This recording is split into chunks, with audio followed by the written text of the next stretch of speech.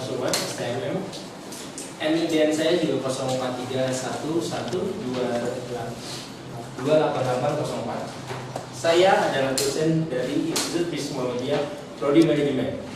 Saya S1 saya dari Gunadarma tahun 2012 dengan jurusan Teknik Informatika. S2 saya tahun 2018 di Universitas Bayangkara Jakarta Raya Prodi Manajemen. Sekarang saya akan menjelaskan, saya akan mengajarkan kalian tentang perekonomian Indonesia. Sebelum kita memulai, apakah ada yang tahu tentang perekonomian Indonesia? Oke. Sebelumnya kita membahas tentang RPS. Kenapa sih kita bahas RPS dulu? Karena biar nantinya saat kita pembelajaran kalian tidak melenceng terlalu jauh dari RPS perekonomian Indonesia. Ini masih RPS dasarnya dari perekonomian Indonesia. Nah, ini adalah bab pada saat pertemuan kita pertama atau pertemuan hari ini. Pertemuan hari ini nanti saya akan memberikan sedikit kalian perkenalan mengenai rencana pembelajaran studi pada perekonomian Indonesia. Kenapa sih saya memberikan kalian tentang perekonomian Indonesia? Karena kalau kita lihat perekonomian Indonesia pada saat zaman sekarang ini sedang mengalami naik daun. Kenapa perekonomian Indonesia bisa dibilang naik daun? Karena zaman sekarang rata-rata semua orang di dunia ini membutuhkan ekonomi. Dan rata-rata ekonomi di dunia ini sekarang sedang anjlok. Sedangkan perekonomian Indonesia di zaman sekarang ini sedang naik, biarpun range-nya hanya sedikit demi sedikit. Tapi di dunia range-nya sedang turun sedikit. Oke? Seperti ada banyak krisis moneter di mana-mana, alhamdulillah di Indonesia masih bisa bertahan. Oke. Ini RPS dari pertemuan kita pertama sampai kita UTS di pertemuan ke-8. Nanti RPS ini akan saya bagikan ke kalian agar kalian bisa membaca dan juga mengetahui materi yang ingin saya sajikan nantinya. Oke, setelah UTS. Nah, untuk UTS nanti pertanyaan juga cukup mudah. Kemungkinan ada pilihan ganda dan juga ada esai. Ini RPS. Nah, di pertemuan ke-16 kita akan menghadapi yang namanya UAS. UASnya itu nanti soalnya esai semua 10 soal. Oke, itu pas satu UAS nanti. Kita sekarang masuk ke perekonomian Indonesia. Tidak banyak, hanya beberapa slide saja, tidak begitu banyak. Kenapa? Karena nantinya kita akan membahas dan juga bertanya jawab sedikit tentang perekonomian Indonesia. Oke. Kita akan membahas mengenai konsep dasar perekonomian Indonesia yang dianut oleh sistem pelaksanaan ekonomi perekonomian Indonesia. Kenapa sih ada konsep dasar dulu sebelum kita mengajar tentang perekonomian Indonesia? Ada yang tahu? Kenapa? Oke, karena jika kita melakukan sesuatu tanpa konsep, tanpa ada rencana, yang kita lakukan itu tidak bisa mendapatkan apa-apa. Seperti misalnya kita ingin membeli sesuatu. Saat kita membeli sesuatu kan kita rencanakan dari rumah. Oh, saya mau beli ini, sampai sana kita beli itu yang kita ingin beli. Sama seperti ekonomi. Ekonomi pun kita punya rencana. Saya ingin memajukan Indonesia dengan misalnya jumlah perminyakan akan saya jual lebih banyak, atau jumlah perminyakan akan saya suplai lebih banyak ke luar negeri dengan tanpa membuat perminyakan itu di income. Oke, sekarang ekonomi kita masuk ke pokok bahasa tadi. Ekonomi pertama, ekonomi kerakyatan Indonesia yang menganut sistem ekonomi kerakyatan, yang berarti perekonomian Indonesia disusun sebagai usaha bersama berdasarkan atas asas kekeluargaan, kemakmuran bagi seluruh rakyat Indonesia. Kenapa perekonomian Indonesia ingin memajukan kemakmuran bagi seluruh rakyat Indonesia? Ada yang tahu? Karena perekonomian Indonesia sangat penting. Kenapa? Karena perekonomian Indonesia sangat penting Untuk keselamatan masyarakat. Iya, betul. Karena memang perekonomian Indonesia itu sangat penting untuk rakyat Indonesia sendiri. Karena jika perekonomian Indonesia semakin anjlok, pasti kemungkinan kerakyatannya akan semakin menurun juga bagian keuangan. Seperti tahun krisis moneter tahun 1998. Saat itu kan banyak huru hara di sana sini, sampai ada kejadian yang tidak diinginkan, banyak yang meninggal karena huru hara. Saat itu perekonomian Indonesia sedang anjlok-anjloknya. Oke. Yang kedua tentang demokrasi ekonomi, prinsip demokrasi ekonomi menjadi landasan perkembangan Indonesia. Hal ini berarti bahwa perekonomian diselenggarakan berdasarkan prinsip-prinsip demokratik dengan memberikan peluang yang sama bagi setiap warga negara untuk berpartisipasi dalam kegiatan ekonomi. Seperti misalnya sekarang banyak rakyat negara Indonesia yang sudah mulai maju biarpun usaha mereka dari usaha bawah. Coba kalian lihat di pedesaan, mereka tidak bekerja di kantor, tapi mereka bisa maju. Kenapa? Karena mereka sudah merilis usaha mereka dari bawah. Makanya banyak para sarjana sekarang yang berasal dari daerah, mereka kuliah di kota, di tempat yang bagus, mereka pulang ke kampung mereka untuk apa? Untuk membangun daerah mereka sendiri. Nah, sama seperti kalian mungkin ada yang sudah jauh-jauh dari rumah kalian jauh, tempat tinggal kalian jauh, kalian kuliah di sini di Institut Bisnis Muhammadiyah, sehingga nanti pada saat kalian sukses kalian bisa pulang ke kampung kalian lagi, lalu dengan bangganya kalian akan membangun ekonomi di kampung kalian menjadi lebih baik lagi. Itulah yang diinginkan oleh orang banyak. Yang dari Riau ada, yang paling jauh dari Jambi. Siapa? Jadi sama siapa lagi? Akmal. Di Jambi bagaimana perekonomiannya sekarang? Perekonomian Jambi, Bang, Iya. lumayan baik. Lumayan gimana? Karena perekonomian itu kalau bagi rakyat sendiri itu sektornya ya di pertanian perkebunan, Pak. Kebanyakan. Berarti sana masih dikembangkan untuk perkebunannya. Iya. Lalu Kalau yang di sektor kayak perdagangan gitu, ya kebanyakan di pusat-pusat kotanya, Pak. Kayak di pusat di daerah dekat kantor-kantor bupati di situ. Di situ kan udah bisa dibilang tempat ini pasaran, pemasaran dagang di situ. Oke, berarti di sana juga mungkin masih banyak orang yang masih berjualan di pinggir jalan, Iya. atau mereka mungkin masih berwirausaha sendiri seperti mereka. Mungkin di sana masih ada yang main pahat kayu di Jambi. Masih ada. Masih banyak. Oke, itulah salah satu kehebatan dari Jambi. Yang ketiga lagi kita masuk kebersamaan dan kekeluargaan perekonomian Indonesia dibangun atas dasar semangat kebersamaan dan dilakukan secara bersama-sama dengan mengedepankan pentingnya bersama di atas kepentingan pribadi atau golongan. Siapa yang lebih mendahulukan? Menurut kalian nih, lebih penting mana? Kalau kita berada dalam satu kelompok, kepentingan kelompok atau kepentingan pribadi? Siapa yang bisa menyebutkan alasannya kenapa? Kenapa kelompok itu lebih penting daripada pribadi?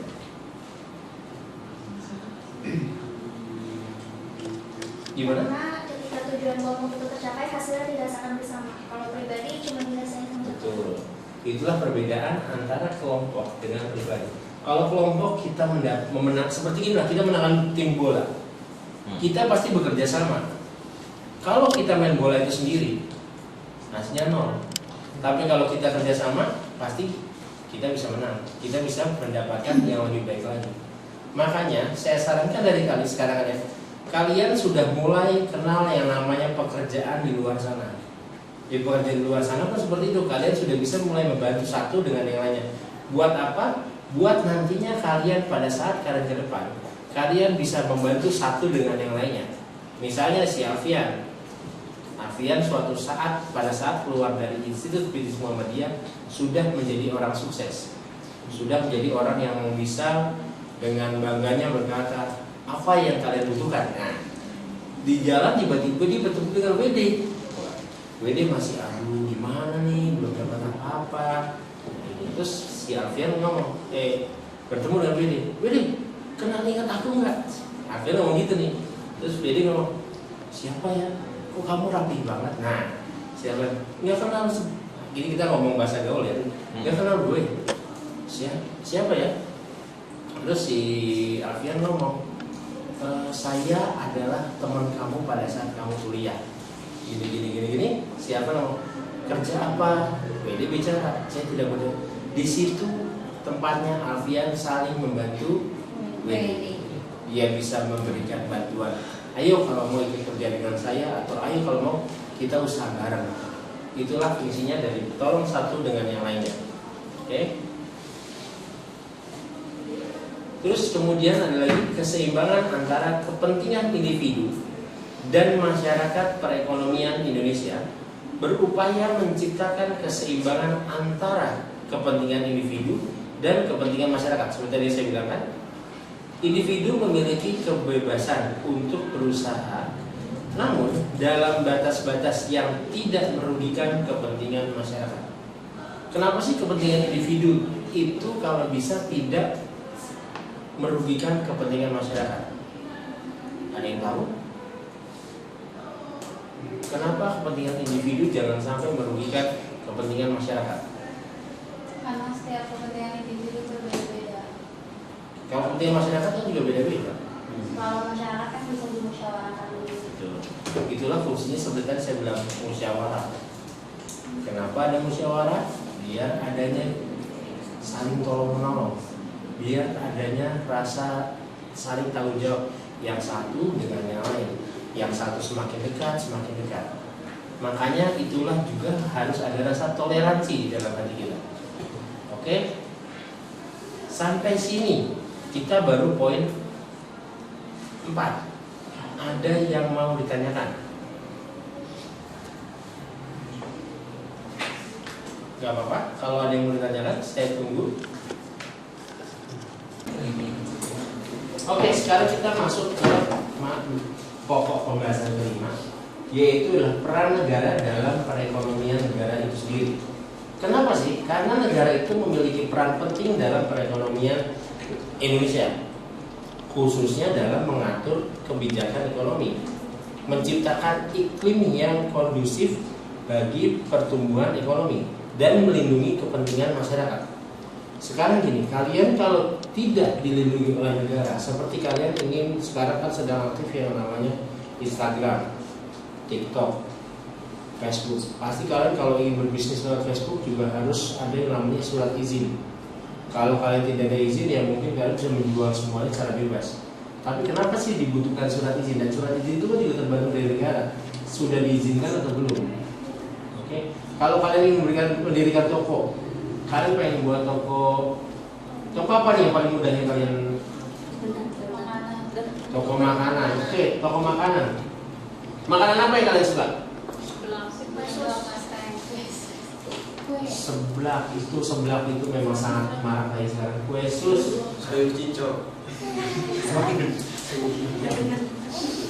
Sayur cincau. Kalau mungkin saya tahunya es cincau ya, cincau. Keuntungannya dia kan dia sendiri. Kita ya mungkin pada saat kita sudah menentukan nanti cincaunya segini ya, nanti ukurannya segini, dia bisa dikurangi sedikit, bisa dibawa pulang, dibawa jual untuk dia sendiri di rumahnya. Semua itu kan tergantung dari individu juga. Oke. Yang terakhir nih, setelah ini kalian akan saya sedikit berikan tugas. Tugasnya ini nanti kalian bisa tanyakan dulu kejelasannya seperti apa, untuk apa, agar nantinya pada saat kalian mengerjakan tugas tidak ada lagi yang namanya Pak saya belum, Pak saya belum. Kenapa? Karena tugas ini mendapatkan poin 5% dari nilai kalian. Dan tugas ini juga harus dikumpulkan satu minggu sebelum UTS. Tugas ini. Oke, yang terakhir, peran negara dalam perekonomian negara memiliki peran penting dalam perekonomian Indonesia, khususnya dalam mengatur kebijakan ekonomi, menciptakan iklim bagi pertumbuhan ekonomi dan melindungi kepentingan masyarakat. Seperti tadi yang saya bilang tadi. Kenapa? Karena kepentingan masyarakat itu adalah hal terpenting bagi semua negara. Kenapa sih kepentingan kepentingan masyarakat itu hal penting bagi semua orang di Indonesia? Karena kalau tanpa masyarakat, Indonesia ini akan hancur tanpa perbantuan dari masyarakat. Seperti misalnya Indonesia itu ingin ingin sekali membuat memajukan negaranya. Masyarakatnya tidak dididik, masyarakatnya tidak memiliki kemampuan, masyarakat tidak memiliki harta, masyarakatnya hanya diem aja. Tidak bisa maju suatu negara tanpa support dari masyarakat itu sendiri. Jika kalian tahu Amerika, kenapa Amerika bisa begitu? Karena dari negara masyarakat sendiri sudah mereka punya motivasi diri sendiri. Seperti misalnya kalau buang sampah, siapa yang masih sering buang sampah sembarangan? Kan Saya kan kelihatan dari seperti itu. Berarti dari mental mereka sudah belum tertanam. Kalau itu udah biasa. Di mana itu juga kan diambil buang sampah, kalau sini juga diambil buang sampah. Sehingga perekonomian Indonesia pastinya akan semakin terpuruk. Oke? Sekarang sini tugas kalian buat kalian. Tugas ini untuk 1 minggu sebelum UTS. Oke? Tugas kalian itu mudah banget. Kalian cari contoh kasus untuk perekonomian Indonesia yang sedang marak dibicarakan sekarang. Kenapa saya membahas tentang marak dibicarakan sekarang? Ada yang tahu? Karena kalau tidak sedang marak dibicarakan sekarang, berarti sudah beberapa tahun yang lalu. Seperti misalnya perekonomian Indonesia tahun 1998 saat perekonomian Indonesia sedang anjlok. Apakah kalian mau mencari tahun 1998 kalian belum lahir? Makanya itulah saya memintanya tentang perekonomian Indonesia zaman sekarang. Oke, sebelum saya tutup pertemuan kita kali ini, ada yang mau ditanyakan tidak?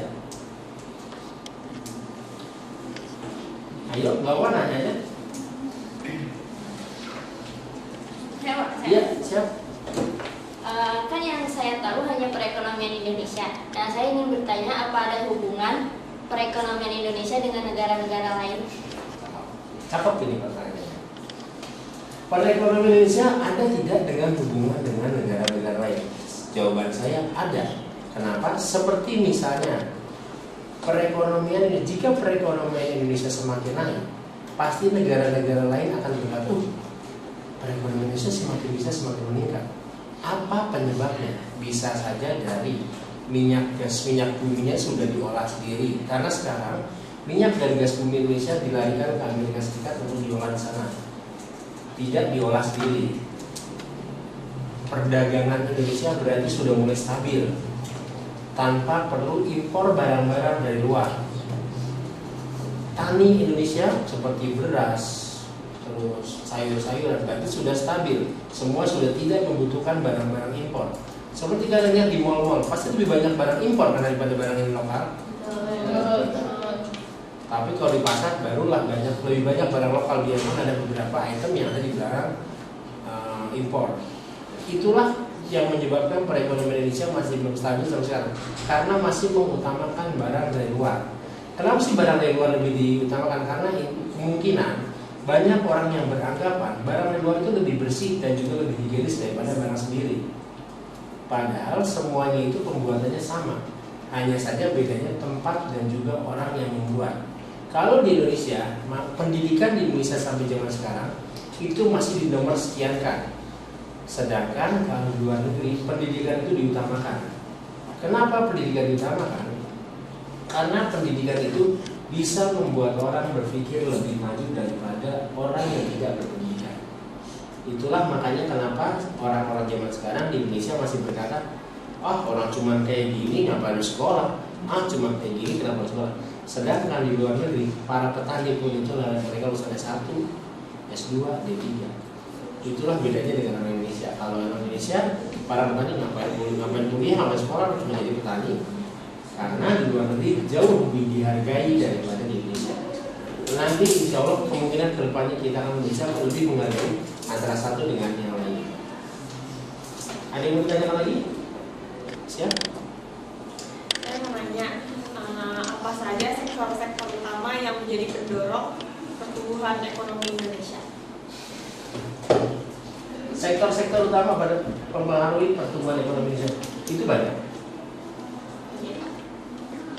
Oke, sebelumnya saya mau tanya dulu, ada yang bisa bantu saya? Sektor-sektor apa saja yang bisa membantu perekonomian Indonesia?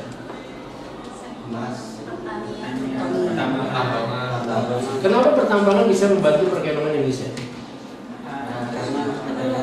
Satu, ya. Kalau kayak gini sambil proyek jadi gimana? Kenapa? Satu aja. Karena Tadi? sumber dayanya melimpah. Karena sumber dayanya melimpah. Seperti tadi bilang, ada yang namanya pertambangan. Pertambangan di Indonesia itu banyak, di mana pertambangan emas, pertambangan minyak bumi. Itu yang membuat Indonesia menjadi semakin maju. Terus juga pangan. Pangan di Indonesia itu banyak. Tapi seperti tadi saya bilang, pengolahannya lah yang salah. Pangan dan juga kita kalau melihat ikan di Indonesia itu banyak di mana ya. Tapi ya tadi lebih banyak diambil keluar daripada untuk negara kita sendiri. Yang saya inginkan hanya pada saat kalian sudah berhasil, kalian ingat, oh ini yang saya incar, ini yang ingin saya kembangkan, ini yang ingin saya kembalikan ke Indonesia. Biar apa? Biar negara bisa semakin maju. Oke? Ada pertanyaan lagi? Ya. Kan pada tahun 2019 sampai 2022 itu Indonesia kan mengalami COVID-19. Oke. Nah, izin bertanya bagaimana dampak pandemi COVID-19 terhadap ekonomi Indonesia? Dampak COVID-19 terhadap ekonomi itu sangat bagus. Kenapa? Karena sekarang masih banyak para karyawan yang mereka akhirnya lebih memilih buka usaha sendiri daripada melanjutkan pekerjaan, karena pekerjaan mereka sudah banyak yang di-PHK. Sehingga perekonomian Indonesia semakin menurun. Buktinya apa? Banyak perkantoran sekarang yang banyak yang ditutup karena COVID-19 kemarin. Sekarang Indonesia sudah perlahan mengalami anjlok di bidang otomotif. Mobil Toyota, ini saya ngobrol secara global aja. Mobil Toyota yang dulu itu mobil yang global di mana saja, sekarang sudah mulai mengalami penurunan. Karena Toyota sendiri sudah mulai penyusutan pemesanan di Indonesia. Karena itu semakin kesini sudah banyak lagi muncul saingan-saingan yang lebih maju dan lebih maju. Kalau untuk masyarakat Indonesia sendiri, kenapa sih masyarakat Indonesia? Apa sih efeknya? Ya banyak yang mereka lebih memilih membuat pekerjaan sendiri. Mereka berwirausaha sendiri, mereka membangun pekerjaan sendiri. Untuk apa? Untuk mereka tidak tergoyahkan biarpun ada kejadian apapun. Seperti COVID-19 kemarin. COVID-19 kemarin kantor-kantor banyak yang tutup, banyak yang berhenti kerjanya. Seperti di daerah Cibitung sampai 2011 ada salah satu PT yang ditutup oleh perusahaan sendiri karena mengalami banyak kerugian setelah COVID-19 kemarin. Itulah efeknya di Indonesia. Tapi dari Indonesia juga banyak yang mulai bangkit, mulai dari rakyat desa. Mereka sudah mulai bangkit karena mereka seperti saya bilang, mereka buka usaha sendiri untuk bisa membangun ekonomi Indonesia sendiri. Oke, gimana? Ada lagi? Oke, kalau udah gak ada pertanyaan lagi, ini tugas untuk kalian untuk seminggu sebelum UTS, tolong diselesaikan. Nantinya setelah selesaikan, tidak usah kalian print, cukup kalian buat Google Drive, kalian buka di Google Drive berbentuk PDF. Nantinya saat UTS, setelah UTS saya akan menanyakan kalian tentang tugas kalian. Tapi ini yang tugas yang saya akan tanyakan nanti, tugas yang saya pilih. Karena nantinya saya akan baca dan juga nanti saya akan lihat tugas ini bagus atau tidak. Tugas yang bagus itulah yang akan saya pilih. Oke, kalau sudah nggak ada pertanyaan, terima kasih. Saya rasa cukup sampai di sini. Wabillahi taufiq wal hidayah. Assalamualaikum warahmatullahi wabarakatuh.